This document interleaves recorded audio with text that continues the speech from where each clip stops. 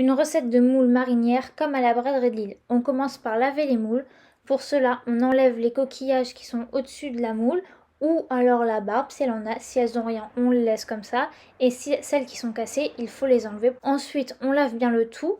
Puis je prépare ma marmite dans laquelle je mets de l'échalote, on n'en avait plus beaucoup, donc j'ai ajouté un petit peu d'oignon, de l'ail, du céleri, du persil, j'arrose le tout de vin blanc, j'ajoute du beurre, je fais fondre le tout et je verse mes moules au-dessus. Je fais cuire le tout à couvert et je remue de temps en temps. Pour les frites, on avait des énormes pommes de terre, donc c'était facile. Je commence par les éplucher puis je les découpe en forme de frites. Je lave les frites avec de l'eau.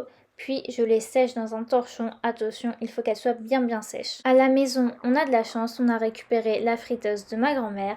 Bon, c'est une friteuse pas électrique qui fonctionne au gaz, mais franchement, elle a tellement un charme fou, c'est génial. Donc on fait le premier bain des frites. Là, je laisse faire papa parce que moi, ça me stresse un petit peu, franchement. On laisse cuire.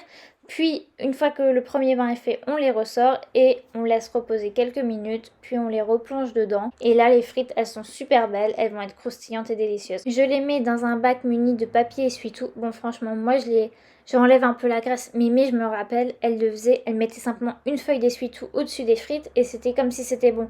Mais pour moi, c'était tellement gras. Lorsque les moules sont bien toutes ouvertes, vous pouvez les servir, elles sont prêtes à être dégustées.